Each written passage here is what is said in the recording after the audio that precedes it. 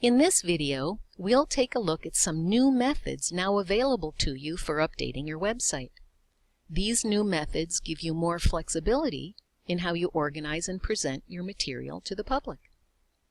In addition to this video, written instructions are also available. Let's start at your department or board homepage. After you log in, you'll notice a topic, Create Content. Clicking on Create Content reveals a list of all the templates that you can use to make new pages. These templates are now nested under the topic Create Content instead of displaying as a list here as they had previously. You'll also notice some tabs across the top. In the far right is the Cabinet tab. Behind the Cabinet tab are all the documents associated with your department or board. Previously, these documents had been accessed via a link over here called View Cabinet. Inside the cabinet, the documents are now arranged in two sections. There's one special section for minutes, agendas, and events, and a separate section here in the middle for all other documents. In both sections, clicking on most column headings will enable you to sort the material below. Let's take a look at some individual templates, starting with the free form. Click on Create Content and choose the free form document template. Notice that this template is much wider than it was before, as are all the templates, making editing much easier. In the lower right, you can now change the size of your workspace.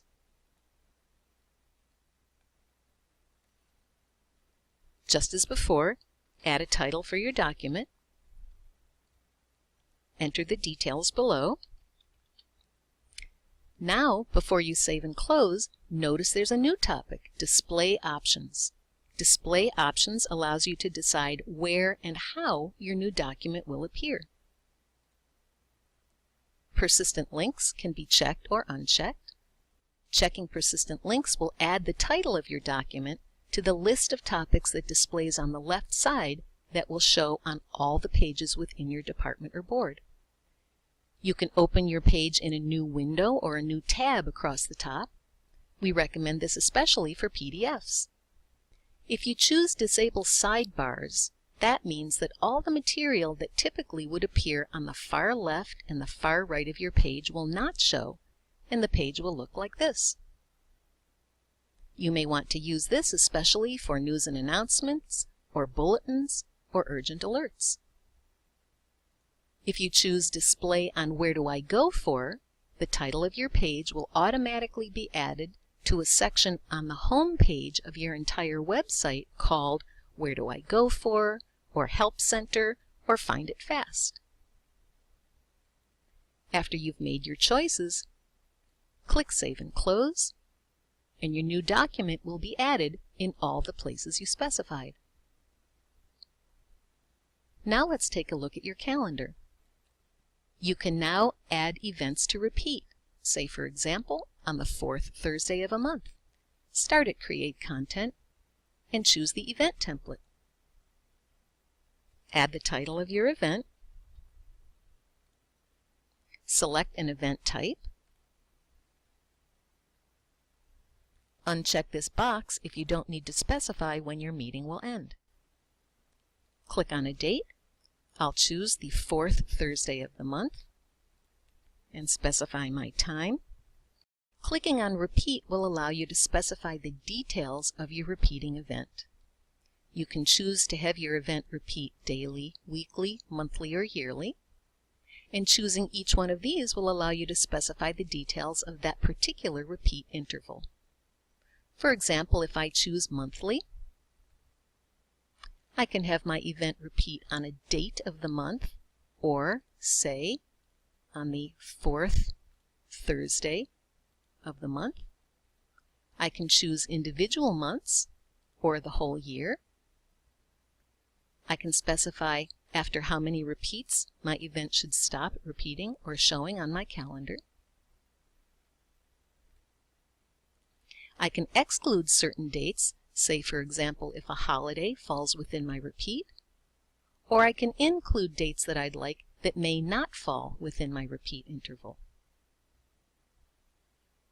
When I save and close, I go back to the home page and look at the calendar, and I should see the event that I added up front as well as the repeats. Here's the item on the 4th Thursday, and if I go to the next month, here is the item on the 4th Thursday. Now I can go in and make a change on any of these events within my series without affecting all the rest. Just go into the event that you'd like to change, enter edit mode, make your change. Now when you save and close, you'll be prompted with a question. Would you like to make this change on just the current event, on all events following this one, or on all the events in the series? After you've made your choice, the event will save and close. Now let's take a look at the slideshow template. Slideshows are now much easier to make because you can upload many photos together. Choose the slideshow gallery template. Add a title to your slideshow. Notice we recommend that the photos be at least 1200 pixels wide so that the photos will display well on all different screen sizes. Click on Browse to choose the photos. Choose several at once if you'd like. Click Open. Now all the photos that you selected will upload at the same time.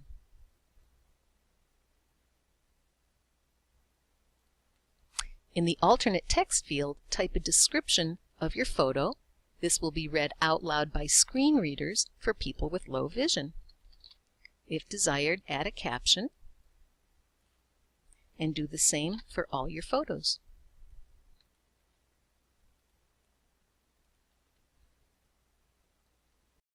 Now, when I save and close, I'll see that my slideshow has all the photos that I uploaded together available to display.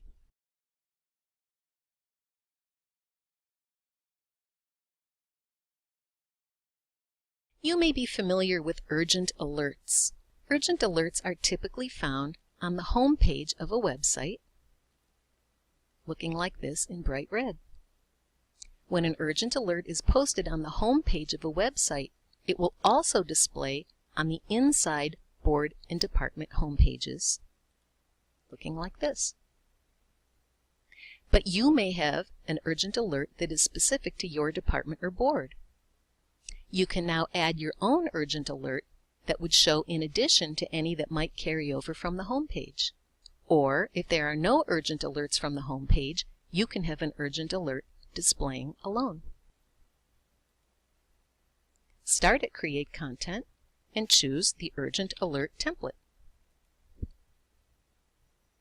Add your alert.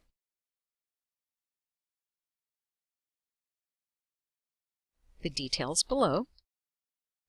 Now, when you click Save and Close, the alert will add itself automatically in the upper center of your home page in bright red. Clicking on the More button will take you to a page with all the details entered at the bottom of the template. In addition to any photos you might access here from the left side as a slideshow, there may be a time when you'd like to display a large photo here in the middle as a bulletin item, and that would look like this. Start at Create Content and choose the Bulletin Item template. Add your announcement.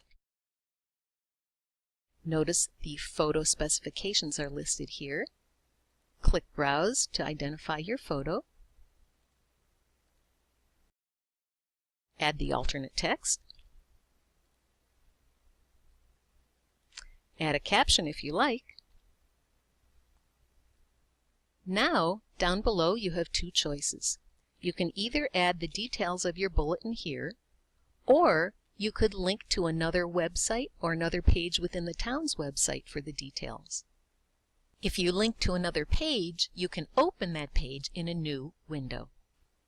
When you save and close, your bulletin will automatically insert itself in the upper center of your department or board homepage. Clicking on the More button would take you either to the link that you specified or to the details that you entered at the bottom of the template. There's another place on your home page where you may want to have photos. That might be here in the upper right, either as rotating photos or as a static photo, and that would look like this. In order to add that, I'm going into edit mode for my department or board homepage. Click the topic, General Info, Photo, Description. Notice the photo specifications are here. Click Browse, and once again, you can upload more than one photo at the same time. Add the alternate text.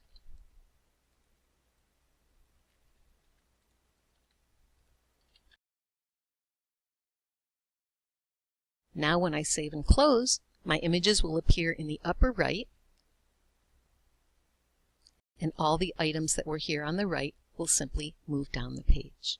There's another element of your home page that will be very useful to you, and that is that you can now make customized tables. Customized table can be up to 5 columns wide, and of course you can specify your column headings. Once again, go into edit mode for your department or board homepage. This time choose Key Contacts. Scroll to the bottom and you'll see a heading called Additional Member Tables. Now, even though this is called Additional Member Tables, of course you can customize these tables with any kind of information. Choose a title, put in the column headings of your choice,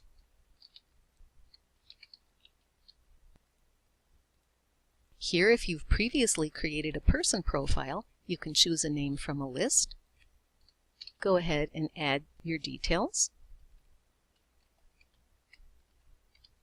Click Add Another Item to add another row of information. When you click Save and Close, your new table will automatically insert itself in the center bottom of your page. Now that you're familiar with the many new features and capabilities of your website, you can use these tools to keep the public updated even quicker and more efficiently than before.